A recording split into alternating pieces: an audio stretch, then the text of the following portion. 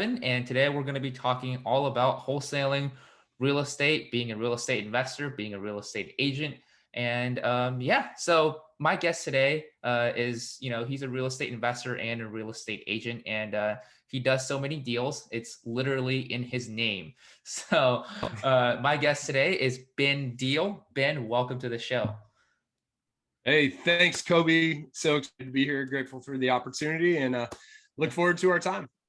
Yeah, yeah, no problem, no problem. I'm grateful that you agreed to do this. I know you have a lot of experience in the wholesaling space and as an investor as well. So I'm super excited to kind of get your take and have you share your story with our audience here, because our audience likes to build wealth, likes to invest in real estate, and loves that passive income as well. So we're just gonna dig right into it. Ben, tell us about your story, how you got into real estate, what your background is, and kind of what your business looks like right now. Yeah, absolutely. So my name's Ben Deal. I'm down here in Houston, Texas. I got into real estate. It was about 6 years ago. And 7 years ago. And my last corporate job that brought me to Houston, I always knew, and I have always got this entrepreneurial mindset where, the corporate job and having that stable income was always great, but I'm always open to other opportunities for creating income and different revenue streams. And so at that time, when I was down here, my now wife and I were pregnant with our first daughter. And I knew that the current paycheck that I was getting was not going to be enough. And I knew real estate was out there and an option. And so just at that time, just divinely, there was a rich dad conference that rolled through town at the airport hotel. So brought my pregnant wife and myself, and we went out there and spent a 3-day weekend going through just to get the $50,000 guru pitch at the end and try to figure out what you can do to get into it, fear of loss and all that stuff. So we got that first experience. Thankfully, we weren't equipped or in the position to go after, any sort of the multi-$1,000 coaching packages, but we did get into, a software program and bought the little USB drive from the lady that was presenting the class, had all the keys to success on her little, USB drive. So we got that, but more importantly, it was just a good foundation level and a step forward that we made into the real estate investing world, because it was something we could do in the pockets of our time. We could do it on the weekends. So shortly thereafter, we went on the adventure of building our own kind of wholesaling operation, trying to identify, how to go after and target pre-foreclosures, door knocking, putting out signs, doing letters, doing all this stuff. And then I realized at the end of the day, I didn't like building the entire machine, and I have the time to do it. It definitely takes some financial resources up front, and none of those things lined up. So fast forward to my first year in that corporate job, I got fired, and thank God, it was a blessing. And with all the networking, and they always encourage you to go out into your local investing community, hit up the RIAs and the networking meetups and all that. So I went out and did that. I got a good base of contacts and ended up I ended up to go work with a local wholesaling operation here in Houston. And my background has always been in sales, business development. I've worked at Fortune 500 companies all the way to startups. I've done my own thing. I've worked with people, and I just love sales, business development. I love helping people, I love serving people. I love the opportunity that comes with sales. So real estate was a great fit. And for me to go into the investing world, working with an established company already, or a startup company, then an established wholesaling company, I just went in as an acquisitions agent. I got paid for the work that I got to do. And that work was getting the properties under contract, which it's not about the systems or anything else. It's all about the deal. Like getting that property under contract starts everything. Everything goes from that. All the marketing leads to that appointment with that seller to get that house under contract. And we move those to the investing community here in Houston. So grateful for that, and did that for 3 years.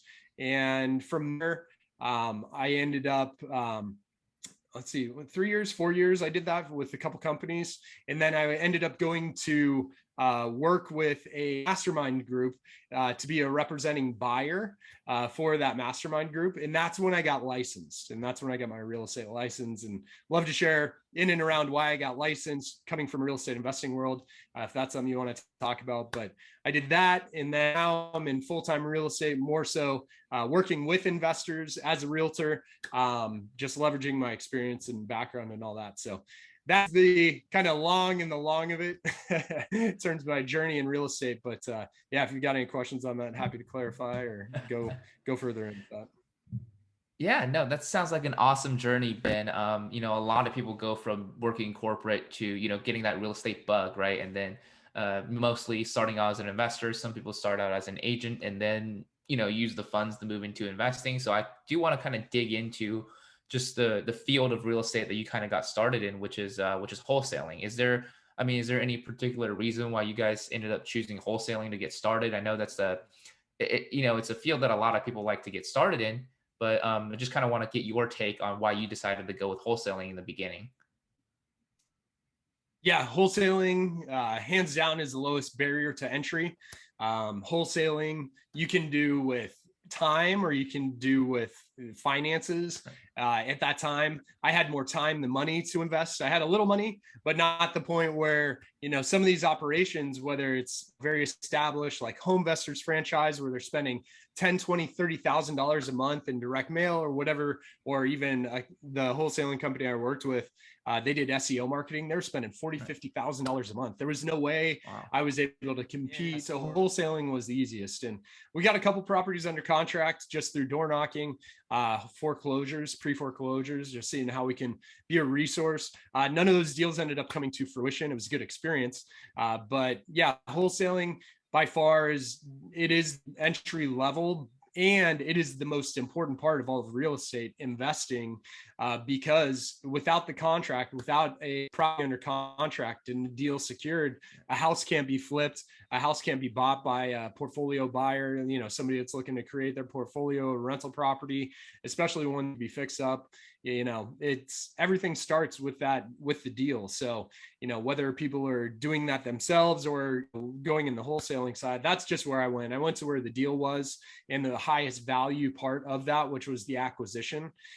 Because you can build a whole machine, you can do all the marketing and all that stuff, but if you're not able to get the property under contract, and then it's all for naught. So the contract and being a value and service to the homeowner is the most important part. And that's just where I chose to get plugged in, and it made sense to me. So Yeah, and I think that's a very important skill set to have in like just in sales and also in real estate in general, which is it sounds like conversion is a very important skill set, and that's the important skill set that you end up building as well. It's not necessarily lead generation, because a lot of people have different ways to generate leads, right? Like there's big companies out there, like you mentioned, who spend like, was it like 50,000 a month on just generating leads. But it sounds like what you did was the conversion side, and that was a skill set that you built early on, which obviously has helped you through your career. Is that am I correct on that? Or yeah. Yeah. And I think that's the opportunity where there's a skill development. And I believe anybody can do it. And the conversion part is so important. And Jim Rohn, if you've heard Jim Rohn speak, he'll say, maybe if you talk to 1 out of 10, you're doing all right. If you get to 2 out of 10 or 3 out of 10, you're doing exceptional. And so that was always kind of the goal, like getting towards like a 30% conversion rate, especially, on appointments. And when I was going out to meet with homeowners, it was always, if we can get to that, 20 to 30% range, because in the world of real estate investing, you're not looking to talk with everyone. You're looking to talk with just a very small segment of the real estate population. And so the conversion is super important because, like I said, whether it's, doing it on my own, where it's a lot of sweat equity, or you're on the other side, with one of the investors that I worked with, and that was part that I left out of my journey. I worked with a local independent real estate investor here in Houston, and I helped build his portfolio, sell his flips, and he was a home investors guy. And so just knowing how much money can be contributed to that, it comes down to, a lead can be $500 to $1,000 just for a lead.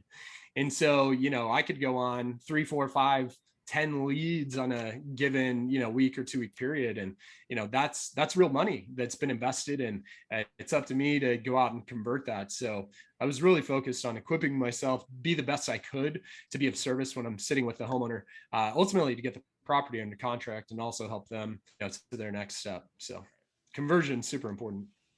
Oh yeah, definitely. I mean, there's so many people out there with like 10,000 or 100,000 leads, and then you're not able to convert a single one. Well, what's the point of having those leads in the first place, right? I mean, I guess they can just sell it to somebody like a service, and that's, I mean, that's obviously a good skill to have. But if you're trying to run a legitimate business, especially in real estate, an actual business, then that conversion skill set is so important.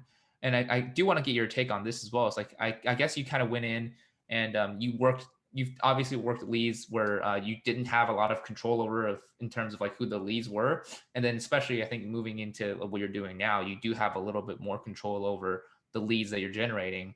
So in your opinion, do you think it's important uh, from a conversion perspective to just pick the right leads and then and then essentially convert them at a higher rate, or are you essentially taking anybody that you can and then filtering through, almost like the, like the card flip strategy, right? Where you're flipping for aces in a 52 deck of cards. Right. Yeah, I mean, yeah, it's a good question, and it's really a combination of that, because real estate and sales, real estate is sales. There's a lot of sales to it, and it's all activity driven. What you lack in skill, you make up in activity. And so guys on my team that are brand new, or me getting, brand new in real estate, I mean, there were weeks that I'd go out on, especially when I was wholesaling, working with a couple of the shops. I mean, I'd go out on, 10 appointments in a given week, and sometimes I'd totally whiff and be like, the one constant variable is me. Like, I'm the one that's consistent through each one of those appointments. So yeah, I think the numbers part is always of it. And it's like the parable of the sower. It's like, how many seeds am I sowing? How much activity am I creating? Because ultimately, in the blessing and the gift of, challenge of real estate is, it's a game of delayed gratification. And so if you do get into some specialization around, where and how I want to work, it's super important. Because if you want to kind of niche yourself, if you just want to work with investors, or you want to work in this community, or whatever it may be, it's important because it gives you focus. And the one thing I will say, when we talk about conversion and opportunity to work with people, like real estate investing, for example, I'm going to have one conversation out of 10 people. There's typically 1 out of 10, homeowners that are in some sort of distress, whether it be, pre-foreclosure, taxes, they've got a death in the family, divorce. There's some things that are not fun to deal with.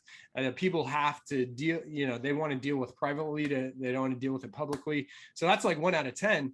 And as I was thinking about it, well, what about those 9 other homeowners? Like, there's some people I met with, and they just weren't a fit for the wholesaling business or the private off market deal. So I was like, well, what am I doing with those other 9 people? Like, where are those other 9 homeowners going? And so that's part of the reason why I got licensed, because it opened up the ability for me to talk to 10 out of 10 people, to be of value, create a relationship, to work with all 10 instead of just the one, because I can go through and try to find the needle in the haystack, but I'm also throwing away a lot of hay. Like, there's a lot of people, like, over the 4 years, 3 to 4 years that I was actively on the acquisition side, it's like, man, what are all those people doing that weren't the right fit at that time? And a lot of that goes back to like the wholesaling company and their systems, their follow-up and everything else. But I mean, I was in the room with those people too. So what am I doing, like you said, with those leads? Like, I've got a pile of leads. If I'm not working them, if I'm not cultivating and reaching out to them, there's missed opportunity in there. But yeah, that, I think, being specific is good, but also being optimistic is just as good, keeping the options open. Yeah, that's actually that you brought up a really good point there. It's, which is like you getting your license, but an overall kind of perspective is just people who need to, want to increase their conversion should essentially expand and diversify the problems that they can solve, which is expanding and diversifying their business. And if you add more branches essentially to your business, if you add more ways that you can solve a single kind of niche audience or a single market share audience, then you can essentially increase your own personal market share, right? So like the way that you described, in the past, you can only, without your real estate license, you can only convert on certain leads that were in a distressed situation. But now that you have your real estate license, right, you're converting them now into listings or other potential ways that you can actually solve their problem. So the way that you're increasing your conversions is you're actually just having more ways of solving essentially one particular problem. You have now two, three, I think maybe even four different ways of solving a single a homeowner's problem. Yep. Right. Yeah, and it's all about how can I establish myself to be that person that can be the resource for them, Right. at that given time, because there's so many things that have to line up, especially on the investing side. When we're looking to acquire a deal where it's got to be the time, situation, circumstance, the finances, like all this stuff has to be in alignment, to buy that home on that day. But that's so important because some people may not have been ready last month, but things could change within the week. And so having that communication, that relationship available and established, it's always important to go back. And the other thing that's really important is the opportunity when it presents itself, like more directly when I was working with the wholesaling company, like I've got their time, I'm sitting in their house. That is the opportunity to close. Like there's no bigger opportunity than that time to do that, because it is kind of crazy. Like buying a house is not like, necessarily buying a car or going to the grocery store. Yet a lot of times these these houses I put under contract, it was the first time I met with that homeowner. I wasn't going out to meet with this homeowner multiple times. So within a 1 hour to 2 hour time period, going from roar to property under contract, like that's a lot of ground that has to be, established and made in a very short period of time. And so, especially to buy a house, like a lot of times it's people's biggest investment purchase that they make in their life. So there's a lot that has to, happen in that space, just from a training and equipped and, being of service to work with people. So yeah, that's one of the biggest things, is just maximizing the opportunity at that time. Yep.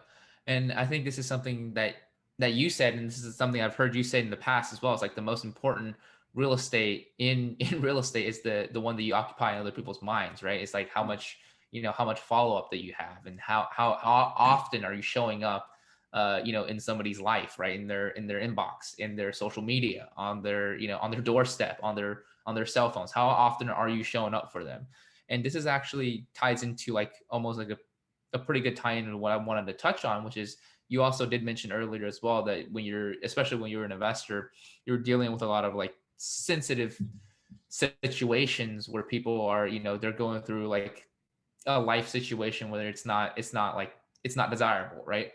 And a lot of newer investors and a lot of newer agents coming in maybe have a hard time figuring out how to deal with it, right? They understand the real estate side. They're excited to build their own business. They're excited about real estate. They love the numbers aspect and the home ownership aspect and everything good about it. But a big part of life is the undesirable aspect of it. And then a lot of homeowners who need to sell, they are in distress. So I do want to kind of get your take on how you're able to navigate that, and what's like a good way, especially for somebody who's newer in the industry, to navigate like a sensitive situation where somebody who's selling their house because of a death in the family or because of a divorce or a different situation where it's just, they don't really want to talk about it, and it's very sensitive to kind of deal with it as well.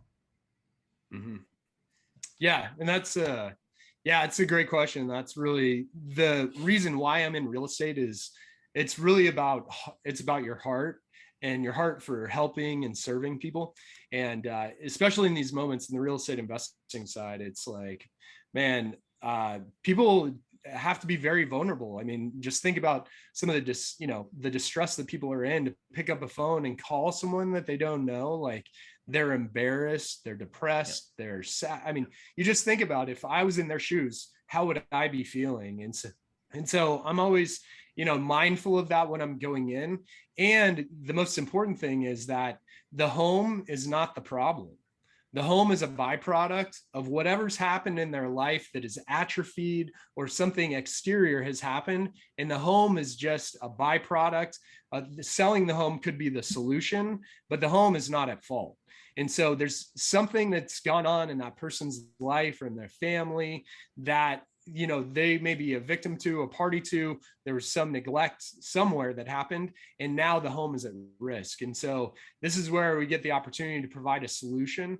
And I know one of the biggest things that, you know, with the wholesalers and guys that I work with or have the opportunity to just give some, you know, feedback to is it's important to help them like appreciate where they are, not to talk about where they are, because their past is their past. And I'm not interested in going backwards. I'm interested in how I can help them get to the next step. And so that everything, my conversation when I sit down and did this more often was, hey, what is the next step? What does the future look like? Where do you want to go? What do you want to do? You know, just to keep them moving forward, because it's kind of like an assumptive close. They've called me, I'm in their house, they want to sell it, I'm their solution. So what's next? Like, okay, how can I help you get to this next home? What resources do you have available to you? Is there a family, a friend? Are there other resources financially that you can leverage to help you get to that next step? Can I help them get into a house or a condo or an apartment or a rental, or, you know, help them get a mover, whatever it may be? It's like there's always something that's holding them back from moving forward. So it's about releasing that block to help people move forward. So, you know, it's all about heart. You've got to go into it with, you know, heart of gratitude and appreciation, you know, for where these people are and how I can best be a resource and serve them so they can move forward.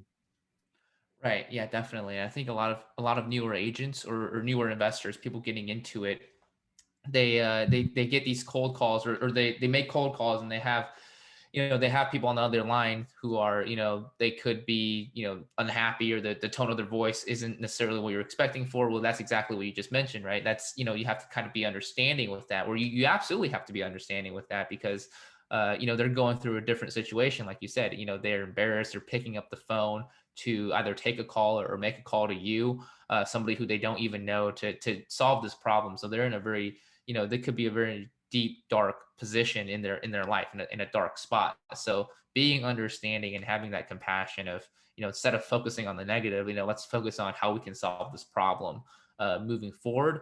It's not only going to benefit yourself, but you're actually benefiting the person that you're helping, the homeowner that you're working with as well, trying to solve their problem to move forward past this problem. Because focusing on a single problem, and this is a very like just an idea that a lot of entrepreneurs have as well, is just focusing on your problem isn't going to solve it. Like focusing on something else, that's what's going to get you past your problem moving forward. So I think that's a very, very good kind of a piece of advice that you just gave out there to a lot of people getting into the industry.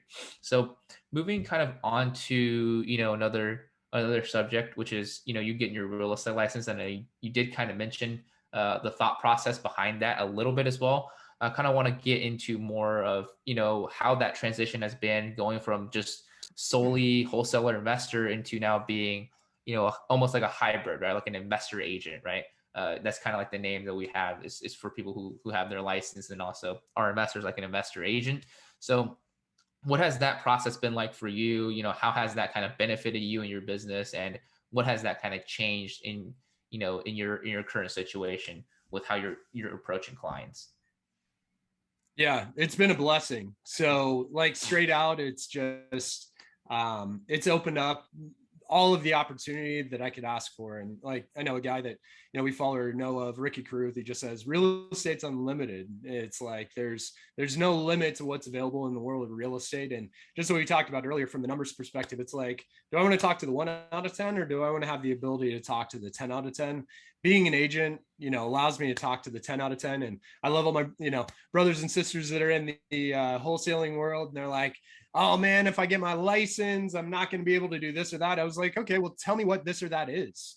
Like, how are you running your business that you feel like you're skirting something, or you're not doing something legal, or your integrity is at risk, or you're doing one thing and saying because for me, it's been a seamless transition. Like, I've still wholesale deals. When I come across someone that's in distress or in need, I know exactly, I handle them the same way with a license as I did without a license. So I'm like, what's the difference? And for me, it's only been upside. So like this past year has been one of the best years I've ever had, being a fully licensed agent. And so it's an and game. I think that's the important thing with real estate and life. It's not an or, it's not this or that, it's this and that. So now I get to do, the real estate side, both on the investing and on, the quote unquote retail side, helping people, more traditionally buy and sell. So it's just opened up everything. And there's a whole host of benefits inside of it, but really the genesis and the thing that pushed me to get it. I know you're a business guy, and any of you out there that have heard of a SWOT analysis, it's like strengths, weaknesses, opportunities, and threats. And the biggest threat, because I've got 3 kids at the time, like 2 years ago when I got licensed, the biggest threat, to my life, to my family, to our family finances, which is because real estate's 100% commission gig, right? Was, well, if something happens to a regulation, a policy, a document, a contract, an addendum, an amendment that I have no control over, that can happen at any moment. That could happen tomorrow.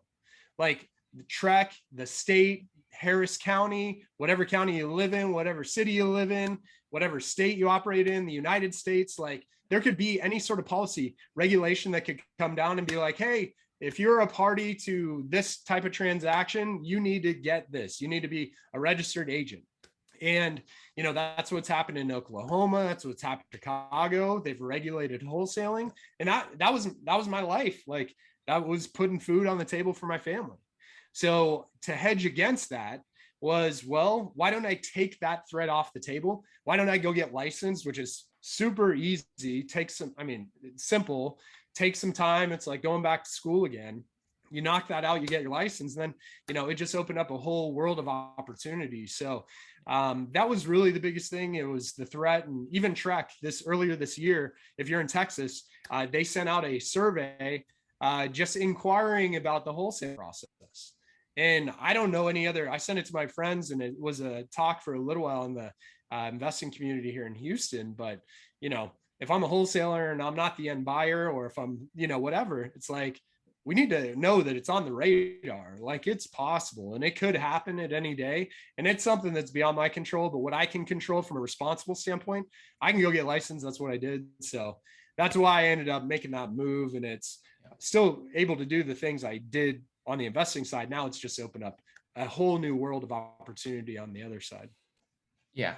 And this is a subject that I think a lot of investors and some agents even have kind of talked about as well, and thought about, which is, is wholesaling going to be outlawed, right? We've seen like what happened in Illinois and Chicago and Oklahoma, and then other states are kind of, wholesalers in other states are also thinking the same thing. Is that going to happen to, is that going to happen to them as well? So, and this is kind of getting into maybe speculation and prediction, and then you can just give your, you give your opinion on it. Doesn't mean that, these are facts, they're just personal opinions. But like, do you think, moving forward, there's going to be more regulations? Do you think, one day it might even be completely outlawed? And saying that, moving forward, if you do think that, if a wholesaler is kind of moving into the agent role, what are some things they have to shift in their business now, even if they're not getting their license? How would they have to shift their business to kind of adjust these added regulations to essentially protect the consumer?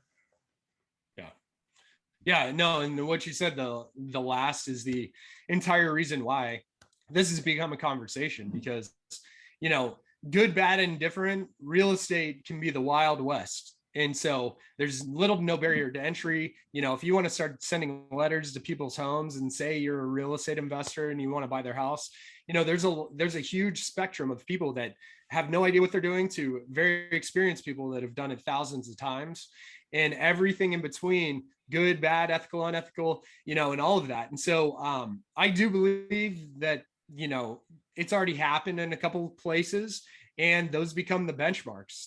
All right, hey, well, let's see what happened in Oklahoma. Let's see what happened in Chicago. How are things going? Because once a standard's developed, it's easily leveraged and referenced and duplicated. And so, for me, anything's possible. I don't know. I just know it has happened. So it can happen.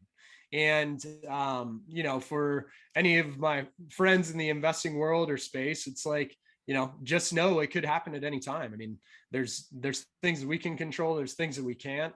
And just like I said, without, kind of rehashing it, but, I just know it's happened and it's happening. And, also the National Association of Realtors also is like one of the largest lobbying groups, in the country as well. And so, there's a lot that goes into that. There's a lot that goes around, but ultimately at the end of the day, the people that are really driving this regulation are the upset homeowners. So, if you provide a poor experience to someone, they'll tell everybody. You give someone a good experience, they may tell a few people, but the pissed off people that wholesalers have worked with said, hey, we're going to buy your house for this amount. They get to the closing table and the wholesaler never shows up. Meanwhile, this homeowner has packed their house. They've already bought another house. They're moving out of state. Like they've uprooted their entire life based on a legally enforceable contract that a wholesaler or somebody may have made a commitment and promise to that they're not upholding on their side. Like that's what's driving a lot of this regulation. There's some upset homeowners don't have people that are executing on the promises of like a contract, or they're putting these little loopholes inside the contract if they're not using like a state defined contract where they can get out. It's like an easy out at the last minute, or this or that, which there's plenty of gamesmanship around that. But it's happened, it's happening. Be ready, it could happen at any time. So would you rather be equipped or caught not ready? So Yeah, definitely. It's just it's a protection against, it's a protection against potential issues. And like you said, there's the threat of it is just taking, essentially wiping out your entire income, wiping out your entire business. So getting a real estate license, guys, it's really not that hard. Especially if you're in an easier state. I believe Texas is actually, which we're both in Texas, is actually one of the harder states to get your license in. So, I mean, I guess you can give your opinion on that. It wasn't all that hard, right, for you? no, I mean, it's just more the time commitment than anything. I Yeah. think it was like 200 and some odd hours. And if anyone is looking to get into real estate, get their license, my recommendation, if you've got the ability, compress the time that you are studying, because you can make it into a semester or a year-long endeavor, but you're still having to memorize dates and different things and rules and all that. If you can compress that time, I got all my schooling done in like 3 weeks. So I did like 2 days and I did the weekends. So I compressed it, and then I got my license like a couple weeks later. So my goal was to get my license as quickly as I could. My schedule allowed me to do it, which I'm grateful for. And but just for my friends that are out there looking to get into it, they're doing it at night, they're doing it an hour at a time, especially doing it online. Oh man, there's nothing more that I despise doing than and having to go through all that time. Just get that done. It's simple, but it just takes the time, and then you got to kind of dial back into your schooling mindset of, all right, I'm gonna have to take a test, I need to study, I need to clear time and all that stuff. So but yeah, it's a simple process for sure. Yeah, it's not as difficult as some people might think, but it is definitely going to be somewhat of a time commitment. Just knock it out like anything else you want to do in your business, and then very very little expenses for having your license as well, especially if you're just running a full on operation of investing in real estate and real estate investing operation. Nowhere near kind of like the expenses that you're used to is having a real estate license and being an agent. So very little very little risk and potentially high reward, and definitely very high insurance and protection as well, just to have your license being in the real estate space. And then Ben, maybe you can even touch on this a little bit as well. It's just the potential benefits that you personally are getting being an agent, not just being an agent in general, but being an agent with EXP and being an agent with with our group at EXP as well, with Chris and Invested Agents. Yeah. So, and that's for me, it's like the biggest no brainer. I mean, the first thing off is just the people. And so being able to be a part of a community of like invested agents where we've got Chris Bounds, we've got Bram Phillips, we've got Connor Steinbrook. Like these guys, you may not know who they are, but if you get to know them, Chris and Brand have been in the business for 10 and 15 years in the real estate world, primarily on the investing side. They've done everything. They've worked the entire spectrum from wholesaling to now land development and fundraising, like everything in between, doing hundreds of flips. So Brand, I know, has been a real estate coach for quite a while. And I'm sure his programs are $30,000-$40,000 like annually if you want one-on-one mentorship or coaching. I don't know exactly, Brant, what your numbers are, but I know that in the real estate investing world, there's all these gurus and coaches and things like that. Brant is the best.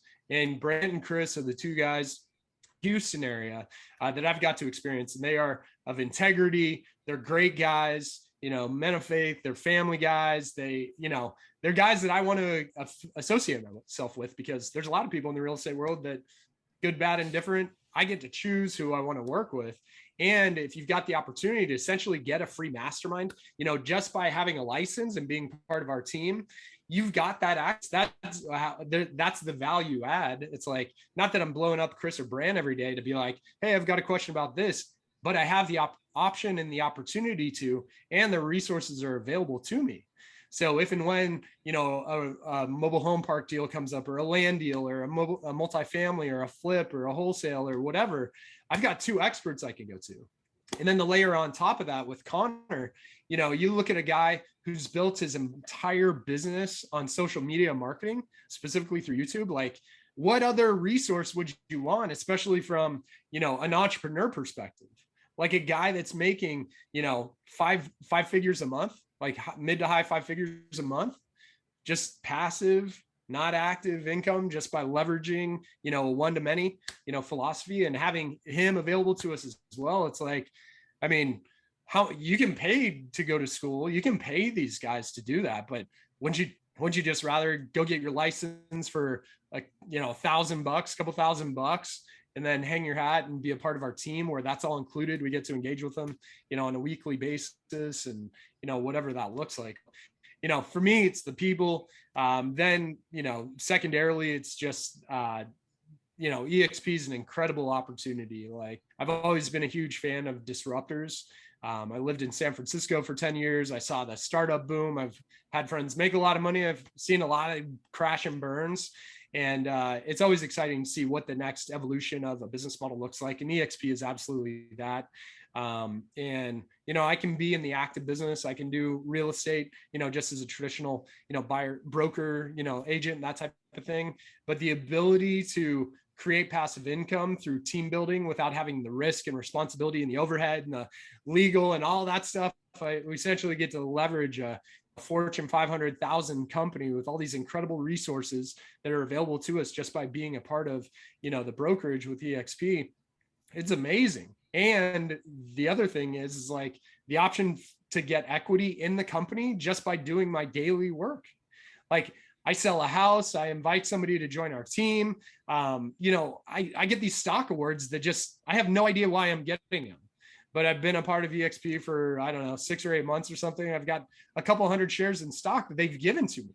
And that's part of like the equity investment and the reinvestment back into the agents, where, hey, we're going to help you, create passive income.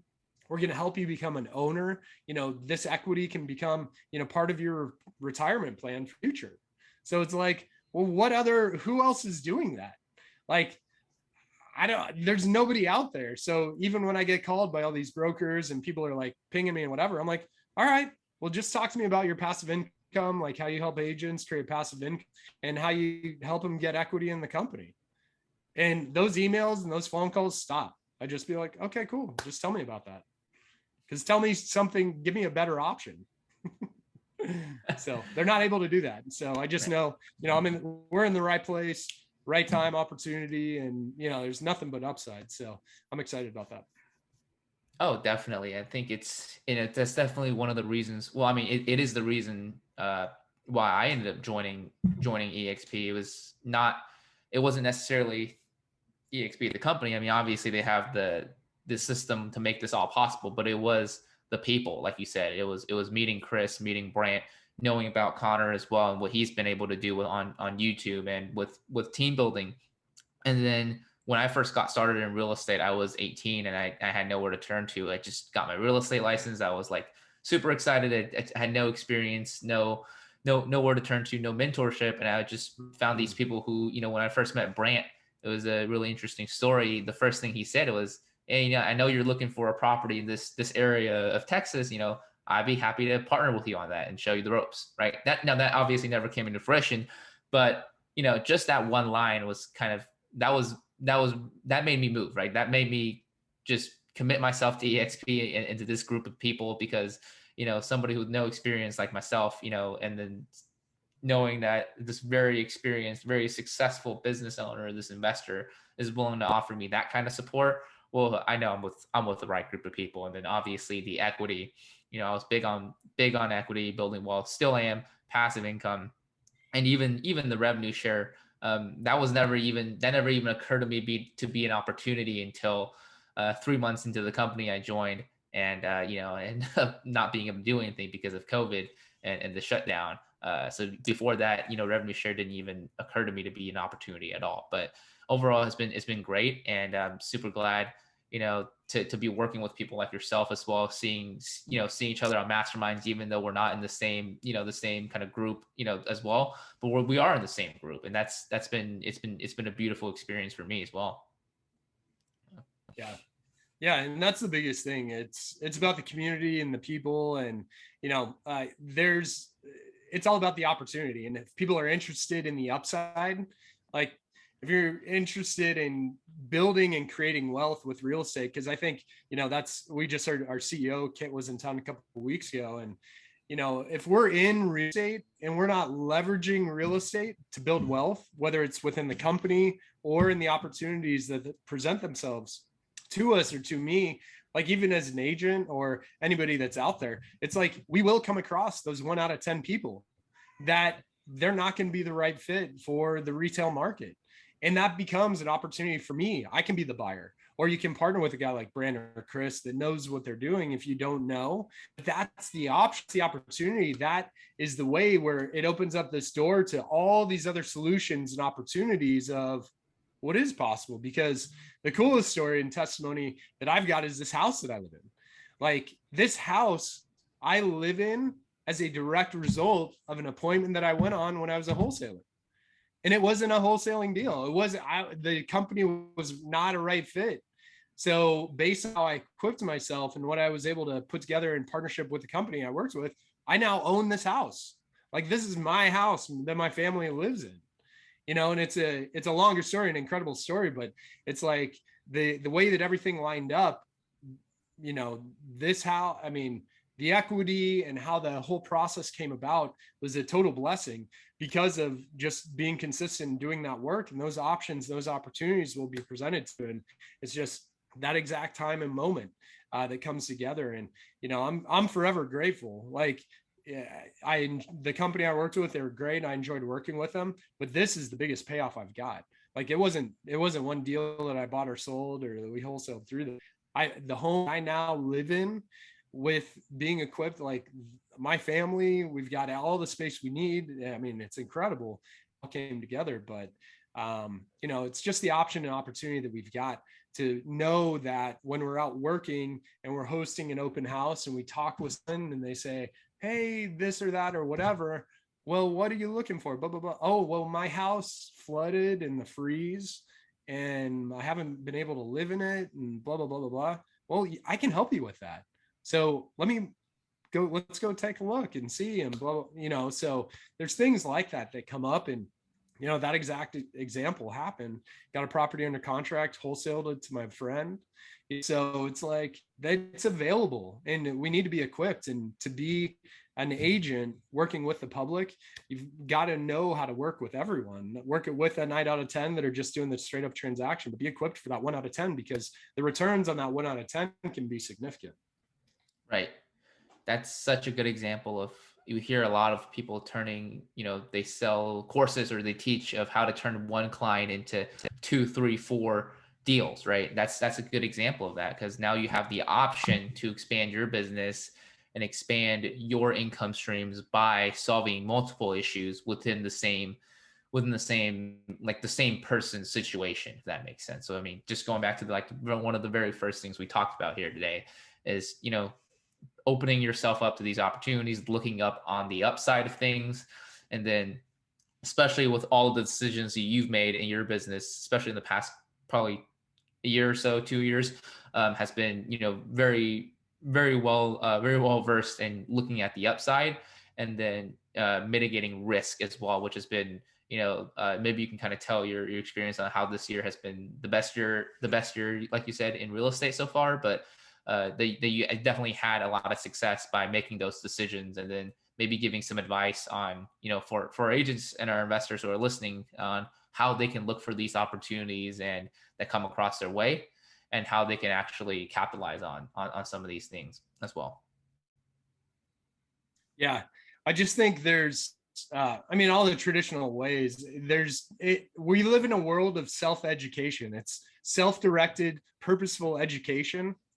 And so, when I was getting into real estate investing, I was digging into like every podcast that I could find that was in and around real estate investing. Some were bad, some I wasn't interested in. Some people like bigger pockets, some people like something else. But, there's a lot of people that give all the information away for free. And it's a matter of going out and seeking out and finding the information so I can be equipped with that. But I think right now, if you're in a time and space that you're looking to get into it, there's the opportunity just to go out and learn, equip. But the biggest thing with real estate, it's a business you learn by doing. It's not a business that you study and study. It's like, no, you got to be out in the house. You got to be out talking with people. It's a very active business where you've got to be out engaging. Like, I've got to be talking with other agents. I've got to be showing houses. I get to, like, all this stuff is just what I do, but it's like, it's an active business. Because you've got to create, you've got to sow, you've got to create relationships with people that will ultimately bear fruit at some point in time in the future. We just, it's the delayed gratification game of, it may happen next month, next year, 7 years from now. And so, I still think it's all about the people, it's relationships. Still super important to get out and network, especially if you're interested in getting into the real estate investing community. Like, I wouldn't have had my first opportunity if I wasn't encouraged to go out and be like, hey, I'm here to learn. I have no idea what I'm doing. It looks like you know what you're doing. And I'm here for the information, get to connect with people, another relationship. The other disclaimer with that too, in the real estate investing world, that ratio is even smaller, probably. Like, 1 out of 10 people that go to these real estate networking events are actually doing real estate. The other 90%, people that are there, they're just there for the entertainment value or the thought.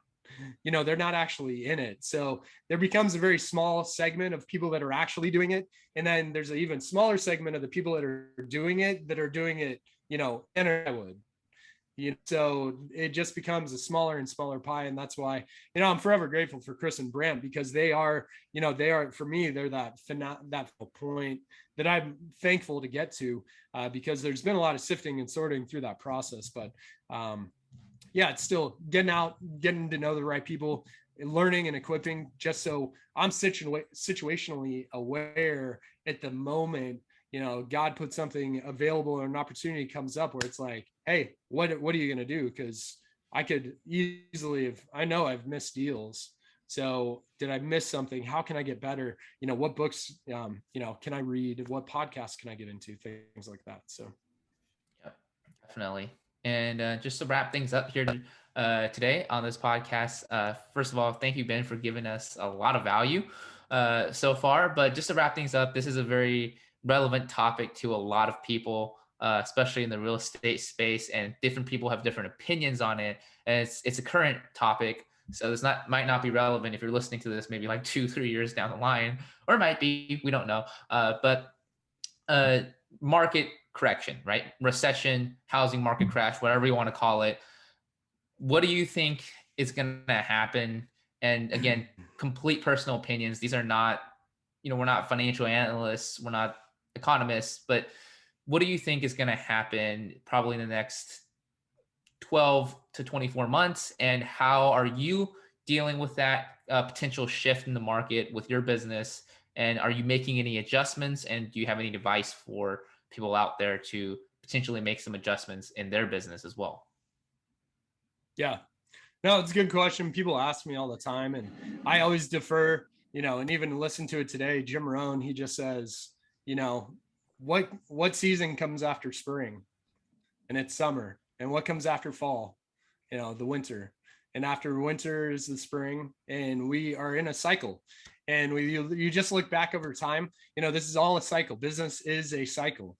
And so I can choose to get all tied up and wound up about it, but you can always refinance a mortgage, get into one, because I talk with my mentor, a guy here in Houston's been in real estate for 30 years. The first house he bought was at 18%. So he thinks 5 or 6% is a great deal. He's like, what are you guys doing? Why are you so excited?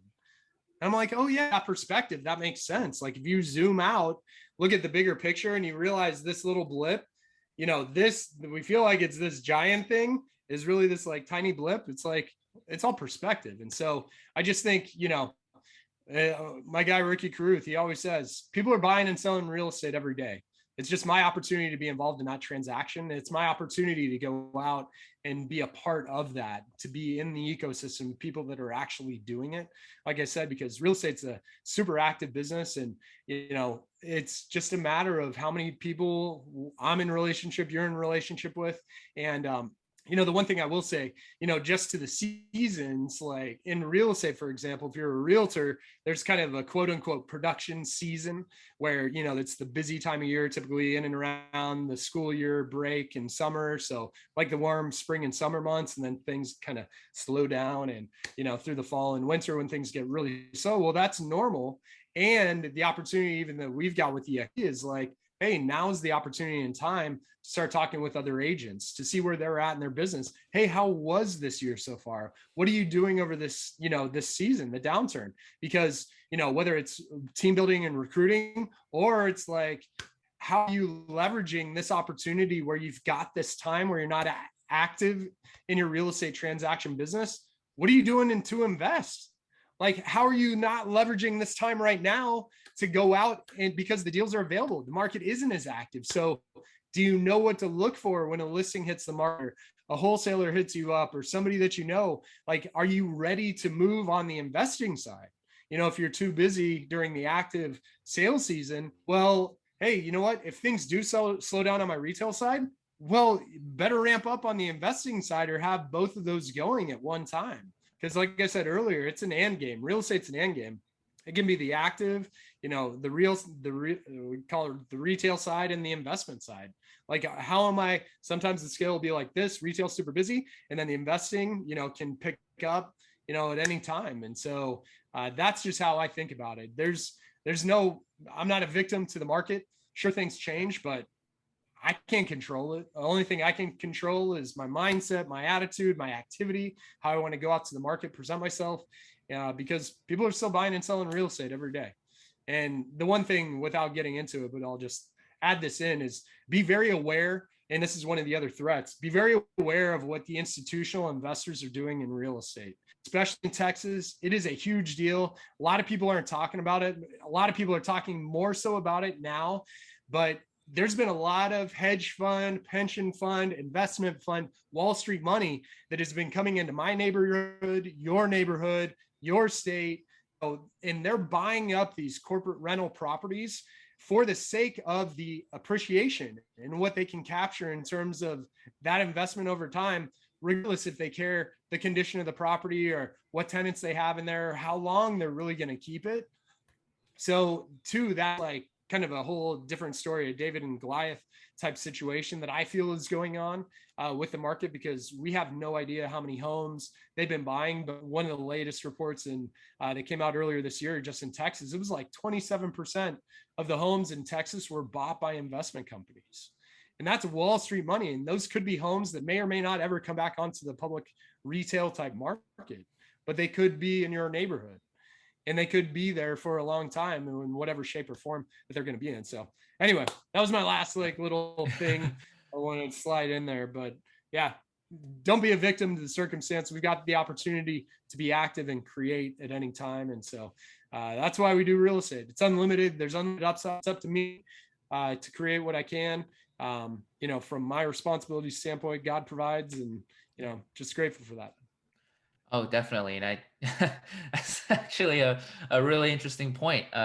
Hedging against the institutional investors. It's something that I don't think it's being talked about enough. I think a lot of people in the real estate space, and even like I don't even think a lot of people in the real estate space talk about it. I think this is a topic that's not a lot of people realize what's going on. They don't really understand it, and definitely not being talked about on the news. Especially with all the other stuff that's going on in the mainstream news as well. So I'm actually really glad that you brought that up so that people listening are aware of that. And if you're an investor, definitely go out there, take advantage of this opportunity, and go out there and essentially protect yourself, protect your own wealth, what you're doing in the marketplace by being in real estate, investing in real estate. You could be making a bigger difference than you think, which is pretty important. But Ben, thank you so much for today and for the interview. You gave us a lot of interesting tips, a lot of great insights, and some great value as well. So if you guys are listening to this and you found this helpful, somebody that can find this helpful as well, definitely share it with them. But just to wrap things up, Ben, if some people want to reach out to you, they want to know more about what you do, maybe if they want to join your team as well, and learn from you, what are some ways that people can actually reach out to you and find you on social media? Yeah, the best place to catch on Instagram. So it's just Benjamin Deal, BenjaminDeal. And just catch me on Instagram. I'm on Facebook every once in a while, but Instagram is definitely the place to catch me. Okay, awesome. Yeah, so you guys heard it here. If you want to talk to Ben, want to know more about him, his Instagram page is active. Definitely follow him there and reach out if you guys have any questions for him or want to be his business partner in real estate and want to learn from him as well. But Ben, thank you so much for today. This has been awesome. You gave a lot of great value, especially on the wholesaling and investing side, and gave us a lot more insight into what we can expect in the coming months as well in the market and how to deal with it. So thank you, Ben, so much for this. And thank you guys again for tuning in. And Ben, is there any last thoughts you want to leave with our audience before I sign off here? Yeah, now is the time. The opportunity is available. I think, just continually renew your mind. The biggest challenge in real estate is, it's all self-created and it's all activity driven. So just find those things, those daily deposits that you're able to make, because the psychological side of it is so important, whether it's in your faith or how you're equipping yourself with any sort of motivational material, whether I mentioned Jim Rohn, Tony Robbins, the Bible. There's so many different places to go to continue to encourage yourself and equip yourself to learn about the business of real estate, because it's a daily battle. You got to choose and commit to get into it, because there can definitely be some dry seasons and sometimes they're like, what am I doing? I'm making no money. Just know that in the future, all the work that you do today will have an impact 30, 60, 90 days from now or 7 years from now. You have no idea. Yeah. So just be diligent, work, be committed if it's what you feel you're called and chosen to do. And just continually, renew your mind every day, recommit every day to the business, and great things will happen. Yep, definitely. Delayed gratification, it's the best type of gratification. So Ben, thank you so much for doing this, for this interview. And thank you guys for tuning in. And I will see you guys next week. Take care.